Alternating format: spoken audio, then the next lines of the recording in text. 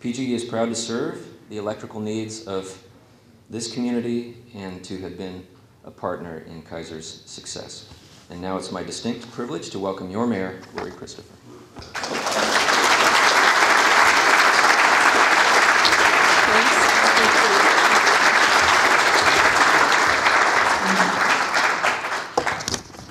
Okay, so we've got to correct a couple of things. Thank you, Rich, very much. Okay, so the 200,000 jobs, that was 2,000 jobs. But those 2,000 jobs meant as much to us as 200,000 jobs mean to bigger communities. So I'm proud to be a part of that. So I don't usually have props, you know that, and I don't do PowerPoint. First of all, thanks for all of you for coming and listening to me yet one more time. I have to say, normally I get really nervous and Christine says, well, I've got lunch for you. Do you want lunch? I don't need lunch. I get nervous. And so I'll eat later when I come down from the high that I'm on, being able to share with you all of the successes that we all share in together. I always feel a little sheepish because I'm the one that gets to announce the state of the city, but really, it's all of you who have made it possible, and it's all of us working together that has made this such a successful community. So it's all of our state of city address, it's not just mine. Here's my prop for the day. Keizer Times, and I'm sure all of you are subscribers, and if not, Lyndon can sign you up today because you'll want to be a subscriber to our local paper. If you're expecting me to impart great wisdom to you, then you haven't been paying attention the last 13 years. That's not the girl you got. The girl you got is someone who loves and cares passionately for this community and is going to work right alongside of you and is going to champion Keizer every opportunity I get. But I'm not particularly wise. I'm just profoundly grateful. I'm grateful that you gave me the opportunity to represent you and be the face of Keizer for the last 13 years. In fact, the best thing I can say is I was fortunate to be so naive when I took over this job that I didn't know what I couldn't do. And so that has served our community well, and we've accomplished a lot just because we've plowed on forward. Right, Jack? So, and it's also said that a politician, I always say, I'm not a politician. I steal Jackie's line and say, we're really not politicians when you're this local and it's a city elected position. We're really just neighbors helping neighbors. That's Jackie Moyer's line, but I believe it. And the first time I heard her say it, I thought, that's really true. I mean, we really care. We don't care about the right, about the left, about the Republicans, about the Democrats, about the conservatives, or about the liberals. We care about our community and the folks in our communities and our neighbors and our friends. And we work alongside of them to make sure that we're making this a better place than when we started.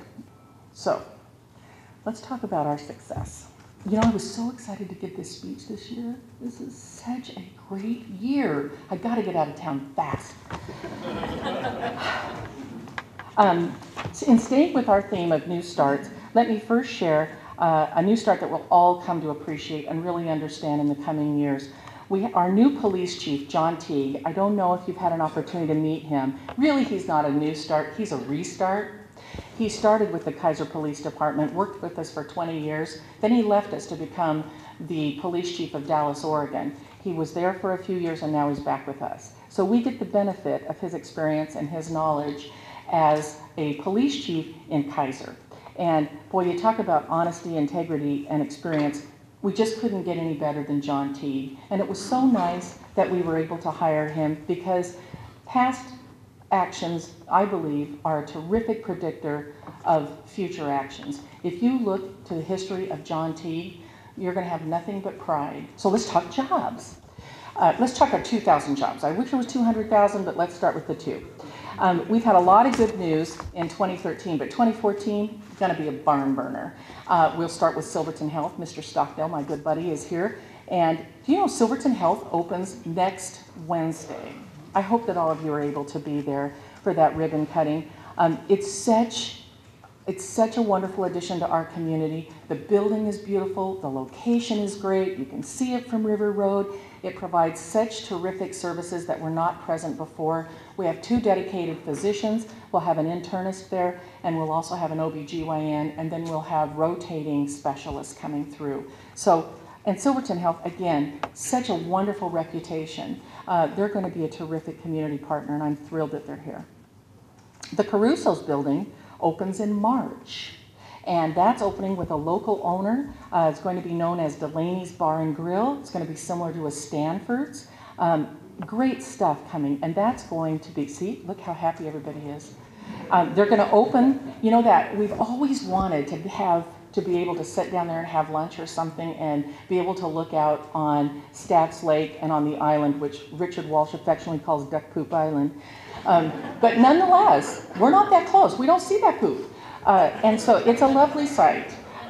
We've always wanted to be able to set out on that deck. Well, they have plans for us to be able to do that. So, you know, a lot of you who have business meetings with me know that I patronize Keizer businesses, and frequently I'll say, let's meet at my office. And for those of you that really know me, know that means the McNary Bar. And it's just nice to have a nice little adult beverage after work and patronize the bar and have a little snack while we talk about the things that we're meeting about. So now we'll have another option. That's great. Avamere Memory Care broke ground in November. This is a $7.8 million project.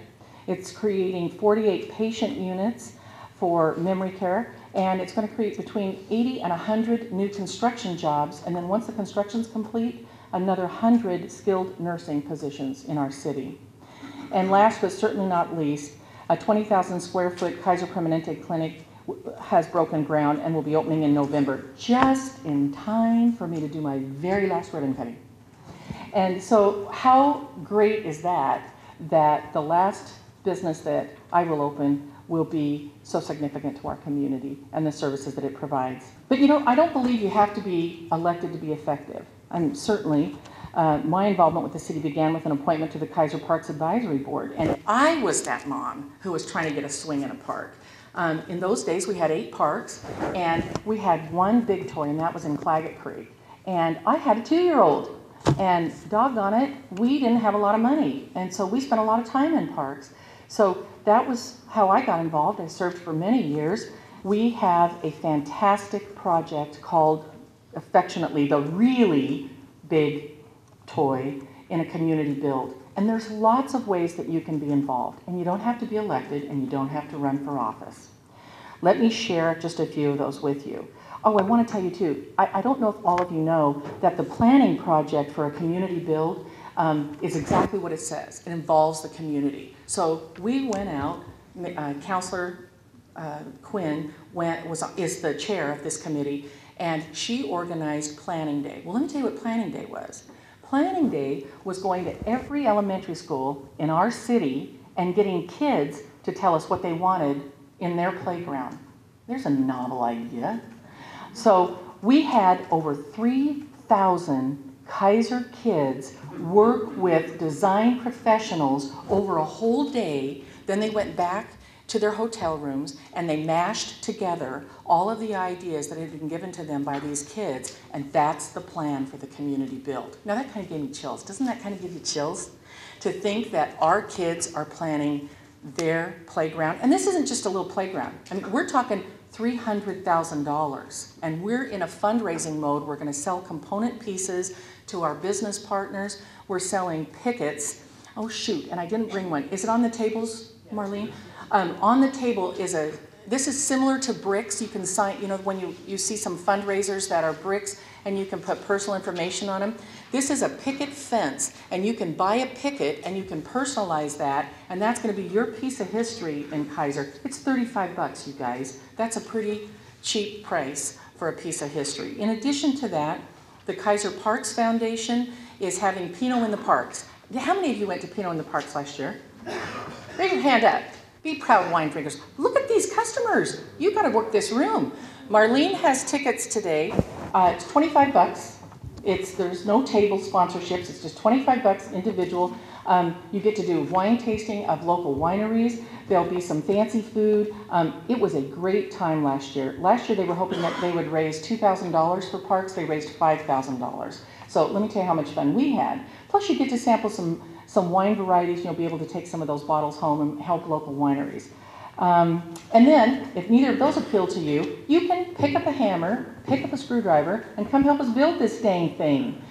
We're going to do this over a week's time in September.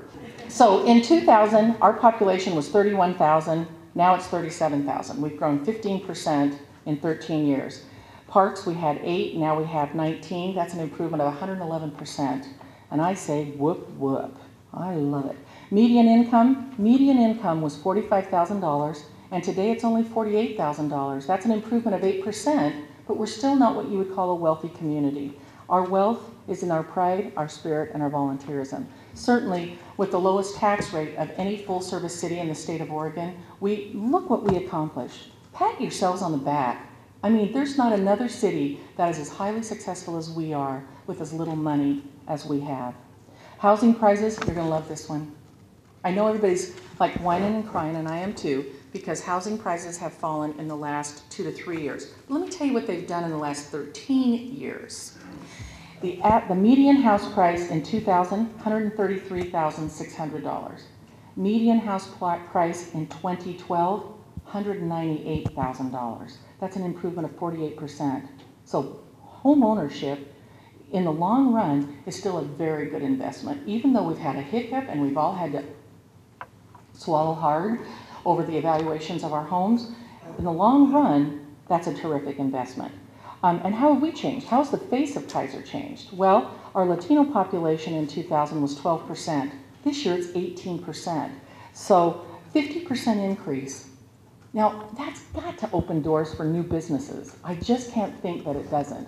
And we need everyone's help in determining what those are. So, as my grandmother used to say, my grandmother was a plain woman, smart, farm wife, and she used to say, I'm going to go at that like a mad dog eating guts. And let me tell you, that's going to be the next 10 months. I have a lot to accomplish. I want to get it all done. I want all the T's crossed. I wanted all the I's dotted. So what about our future? Well, I'm so excited about our future. We've completed a good deal of planning, and just last night we completed a work session to define our next Economic Development Commission. Now, once formed, this commission will continue to eliminate barriers to businesses doing business in Keizer. They'll identify and target businesses that we want and need in Keizer, and then we'll aggressively go after them. And one of the best ideas that I heard in a long time, where's Christine? Christine stole this idea. She admitted to it. But I'll tell you what, this is a terrific idea. I said, why didn't you think of this 10 years ago? We're going to initiate an annual Bear Buildings tour so that we put policymakers and chamber members and business owners on a bus together. And we will drive through this town and we will identify which buildings are bare, what's the square footage, what are the limitations on that building, what can policymakers do to help with the zoning or help with any land use actions that need to be made so that we can get those bare buildings filled with businesses and jobs. Now, seriously, isn't that a great idea? Can I hear a whoop whoop?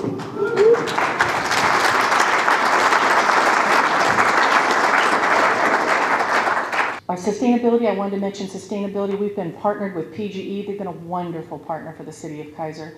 And we've done sustainability summits, I think, for 5 years.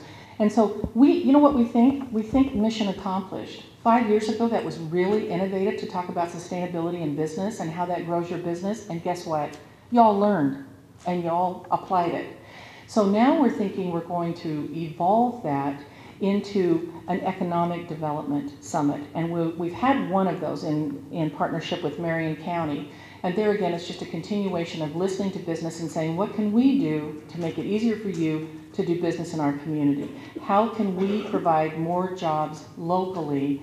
And how can we get out of your way? How can we get out of your way and allow you to do business in Keizer while maintaining all of the safety aspects and all of the things that the quality of life that we've come to love in Keizer?